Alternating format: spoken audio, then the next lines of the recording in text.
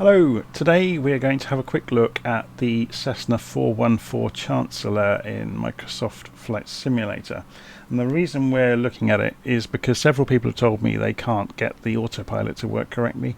So I've not had that issue, so I'm going to do a quick demonstration flight looking at the autopilot and looking at the various modes and switching between them, getting the aircraft to follow the autopilot and just explaining how it works along the way.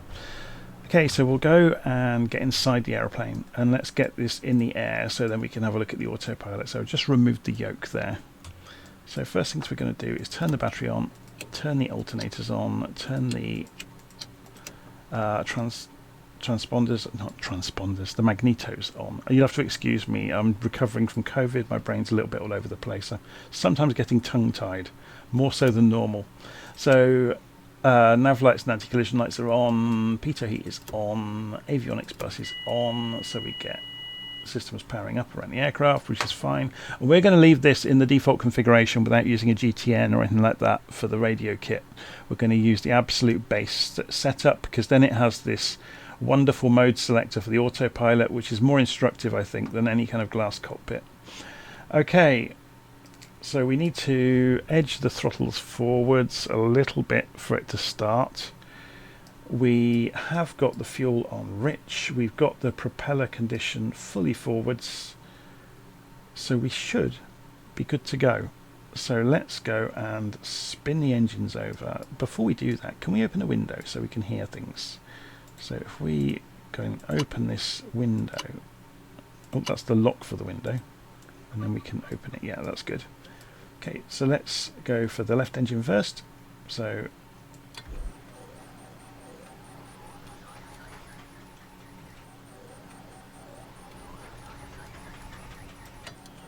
okay, why is the engine not turning over? Have I got any fuel?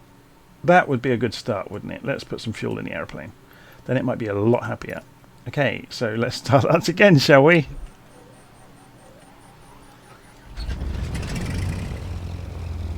Oh, it's a good point actually. Did I? Yes, I have set the fuel stopcocks. So we have got fuel. Okay, so we'll close that window now and bolt it down. And we'll start the right engine. And you can hear the other engine bursting into life over there and the propellers are whizzing around. We're looking good. Okay. So now the engines have warmed up a little bit. We're going to come off the parking brake. We're going to go for takeoff flaps. We're going to press F and press space to see over the nose. And we're going to taxi out to runway 24 at Booker Airfield. We're going to get in the air. And the reason we're doing this today is purely to look at some of the autopilot functionality.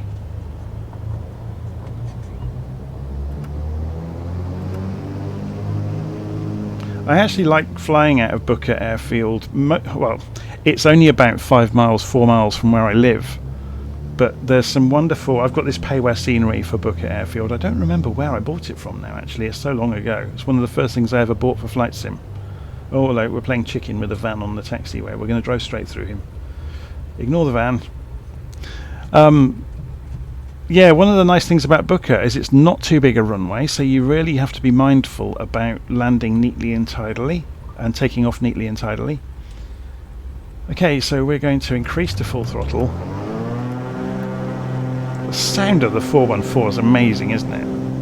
It's a real proper throaty roar of engines. Okay, so we're watching the indicated airspeed coming up. 60 knots, 70, when we get to about 80 we'll start to rotate quite hard. It's very heavy on the nose, so we'll give it a real boot full of elevator and we come off the runway straight away. So gear up and flaps up and just hold the attitude at about 10 or 15 degrees. We're accelerating the whole time. And we can come back to 90% on the throttle now.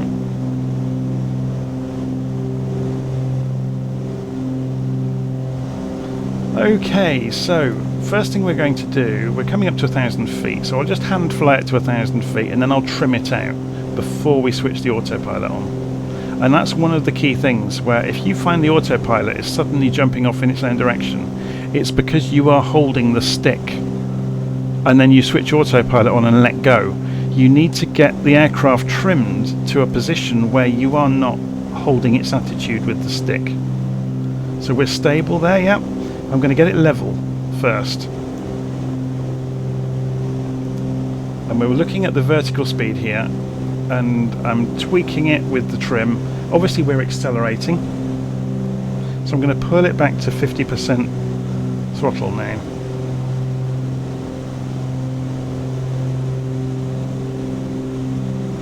So we're just getting it nice and stable, flying along at fairly level with the nose not going anywhere on its own. There's a little bit of turbulence today which isn't really helping, but it's looking good, yeah? So if I go for autopilot on at this point, which I have to use a button to do it, this is an indicator, not a button on the mode selector. So I've turned autopilot on, which has turned the flight director on automatically. Yeah? I can move the heading bug around on the CDI, which the autopilot uses, so I'll go the same direction we're actually flying, and I'll say heading mode. So the plane is now going to chase that bug all on its own. Yeah? We can also say altitude hold mode, and it will hold us at about 2,500 feet that we were at. Okay? So we're flying along, autopilot on, heading mode, so it's following the heading bug, and altitude hold. If we now want to change altitude, we have two ways of doing that. There's either we just change the pitch or the attitude of the aircraft, or we can set a target altitude. So before we do that, let's go and spin our altitude around, so we're going the reciprocal of the runway direction. So we're going to spin the heading bug around to 60 degrees, and that will take us the opposite direction than we took off, so we'll stay in the pattern in a roundabout way around Wickham Airfield. Okay, as we do that, we will begin climbing. So I will remove altitude hold, and there's a roller down here to change your attitude. So altitude hold comes off, and we roll this back and look at the vertical speed. But it's important you remember you're changing your attitude with a gyro on this knob. So as your speed moves, so will your vertical speed. Yeah? So you need to bear that in mind. So turning a corner is more complex. So as we level up at 60 degrees, this will become a lot more stable. So the rate of climb will increase as we level out, I imagine. Yeah, you can see it's gently moving around. It's fairly stable actually. But you can see now we've leveled out. The aircraft's picking up a little bit of speed. But it's fairly stable. And it's holding on, so we can use this wheel to change that. Now it will keep climbing forever and ever, or until it runs out of air to climb in, based on the speed we're doing. So what we can do is set a target altitude, and that's here. So we can say we're at 2,700 feet at the moment, and say we wanted to go to 4,000 for example. So we move this to 4, so we've got 4,000, and we have to arm it. So you press the button alongside it and the light comes on.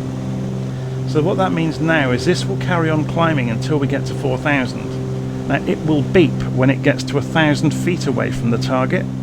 So you'll see that happen in a moment.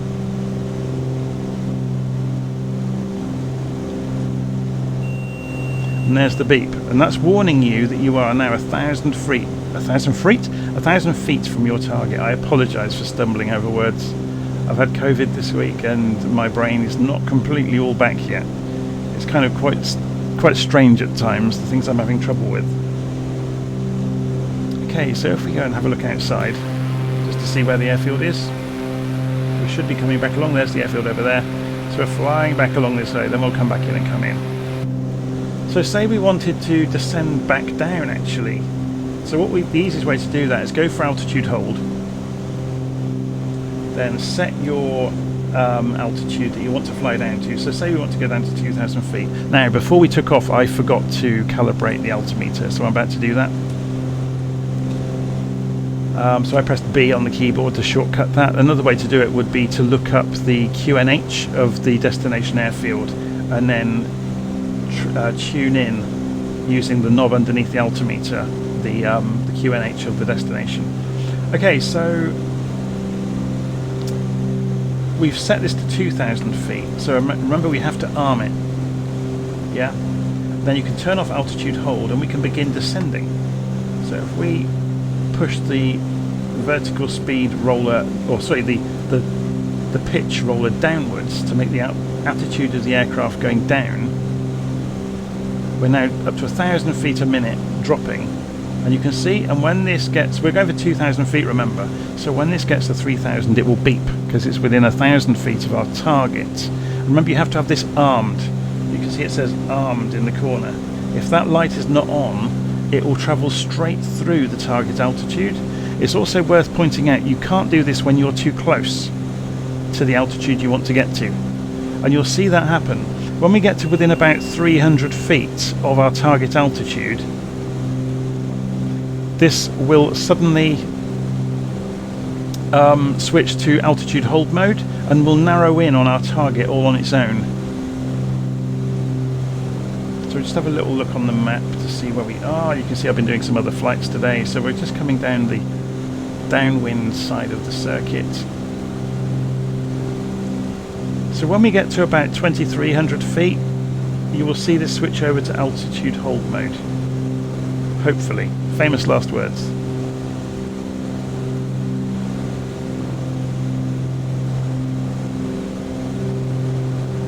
There it goes, altitude hold. Yep, so at this point, and you will see the vertical speed starting to wind off. So as it narrows in towards 2,000 feet, the vertical speed will come off. So it's doing it very nicely and gently all on its own. Okay, have we got any VORs around that we could play with? Yes, we have at Bovingdon. 11375. Okay, so let's go and tune in VOR 11375. And we make that the active frequency. The CDI mode of the GPS unit is in VLOC. If it's in GPS it won't work, it has to be in VLOC to follow a VOR, and that means this is now alive. And the course knob over here, we can cause it to fly directly towards the Bovingdon VOR. So if we tune that in, now I think there's about a 40-degree limit on this doing it, so let's try it. If I say nav, is it going to go and turn left in towards it? No, it is not. Oh no, it's going, yep. Just didn't give it the benefit of the doubt. So notice, because we are so close, and the DME is showing that we're only 6 miles away from it. So it's going to try and do this all on its own. So let's say we wanted to follow the 30-degree line into Bovingdon. So that all works perfectly. Look, it will do the intercept course itself. So it's flying left to do a line of 30 degrees into Bovingdon. Yeah?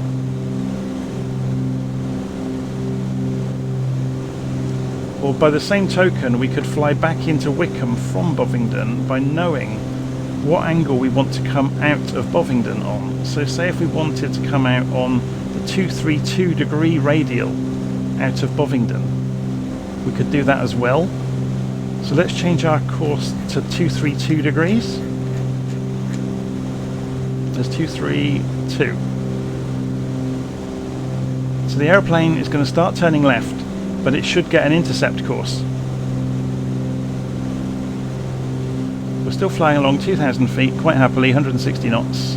We'll start coming off the speed a little bit.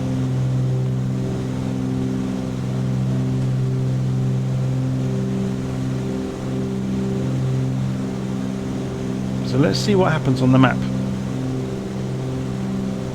So we're wanting the plane to follow that 232 degree line away from Bovingdon, which we know will bring us into the flight path for Wickham Air Park.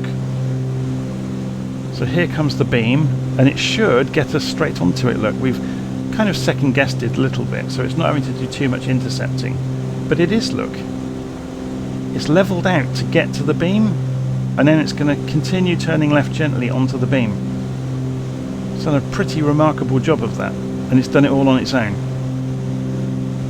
Obviously we don't have ILS at Booker to play with, but this has got us into the ballpark so we can see the runway in the distance. So let's get those throttles pulled back even further. So looking at the manifold pressure, once you get the throttle below the green area, you'll get the warning that the wheels aren't down yet. So if we do that on purpose, just so you can hear it. Yeah. So we can just leave it just gently above there and watch the speed fall off as we get closer. Obviously now we're in the realm of the flaps. Now we're in this shaded area on the indicated airspeed. So we can go for flaps, which gives us some extra drag, which is good, and some more speed will come off. Something you find with the bigger, heavier planes is it's more a battle of losing speed than anything else. Okay, so let's look out over here. Is that the airfield out we can see in the distance? I think this is it over here, isn't it?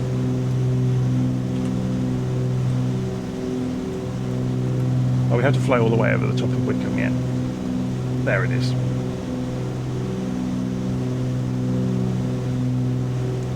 Okay, so we're going to come down to 1,000 feet now using our same method. So we're going to go say 1,000 feet a minute, please. Altitude hold off and push the nose down, which we can use this knob to do, and we keep an eye on vertical speed as we do it. Going to go for more flaps, and we're going to put the gear down.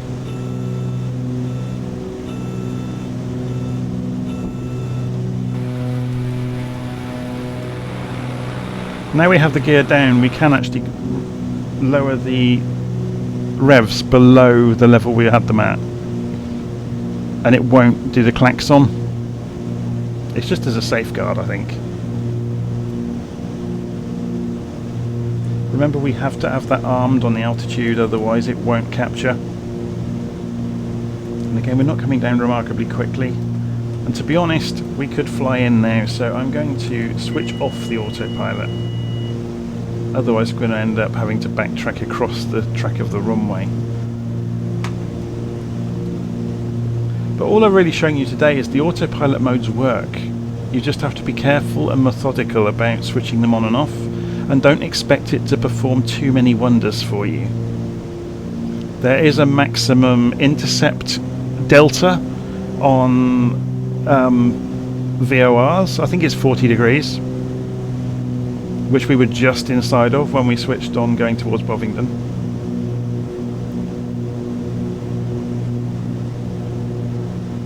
Okay, so we're coming down. I'm going to go for full flaps now. To remember, the 414 is a big old heavy lump, so you want to stay above 80 knots ideally. And looking at the aircraft from outside, look how much flat area there is under here. So it's no surprise that it has quite a lot of ground effect. Yeah? So when you get just over the runway, it will appear to gain some lift, and that's ground effect. That's the air trapped underneath the fuselage. And it is quite flat underneath, so it's quite a marked effect. So we're keeping an eye on that airspeed, look, because we're very close to stall speed.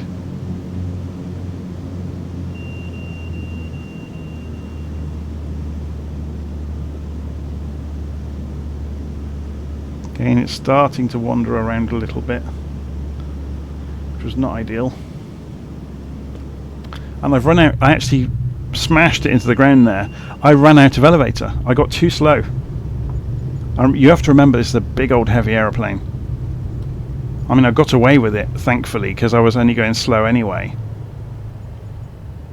But I basically lost lift in those last few moments. I should have been at about 90 knots, not 80. So again, every time you fly this, it's another lesson. And if you keep switching airplanes all the time like I do, these things are bound to happen. Where, you know, you start to take things for granted, and that's when accidents happen. If you don't follow procedures and you take things for granted that, oh, it's fine, I'll be able to get out of that, that's when accidents happen. I mean, thankfully this plane won't drop wings or spin like some of the others will. So if that had happened in the Kodiak or the Skymaster, that would have been curtains. I would have been in the ground. But thankfully all we did was had a hard landing instead of a crash. But yeah. You probably have noticed, actually, I always leave mistakes and miscalculations, whatever you want to call them, I always leave them in my videos because they are learning opportunities. And I kind of despair of it when you're watching someone else's video and you suddenly see it cut and you think, yeah, I know exactly what's just happened there.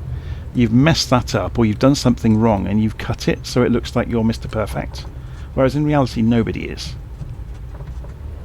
And yes, it's great when you do a flight from A to B and you do exactly what you planned and everything goes like clockwork. But in the real world, things don't go like clockwork and you'll have problems to solve. And especially if you're talking to air traffic control, you can throw your flight plan out of the window because you know what you wanted to do versus what you end up doing could be two entirely different things. And that's what makes it fun in my mind, is the never quite knowing what's going to happen. I mean, look how big this aeroplane is compared to some of the others. It's probably half again bigger than a Kodiak.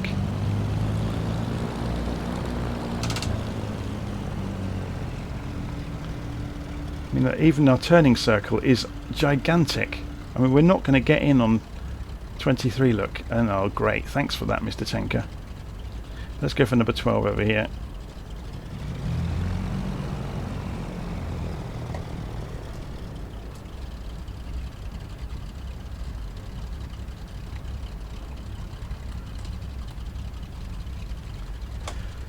Okay, so how do we shut this thing down?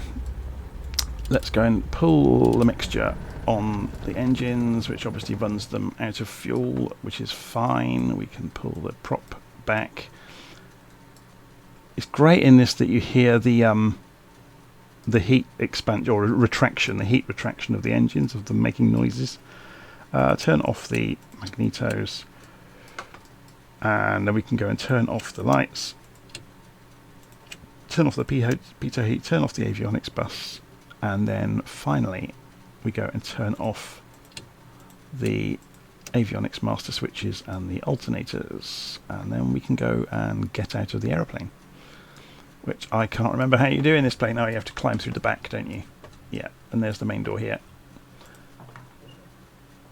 And you push that one, and then you undo this one, and you can climb out onto the tarmac and live to fly another day. So okay, that was really just a demonstration then today of the autopilot modes in the 414, and to prove they do work, and it's actually really good. But you just need to be aware of the limits of the autopilot, really, and that it's not fully automatic like some of the modern autopilots, so you have to be quite methodical in your thinking about how to use it. And yeah, don't expect it to perform wonders. Make sure the aircraft is trimmed before you switch it on, otherwise it may lurch around trying to catch up because the autopilot uses gyros. Other than that, yeah, have fun. So that was the Cessna 414 Chancellor autopilot modes in Microsoft Flight Simulator, and I'll see you again soon.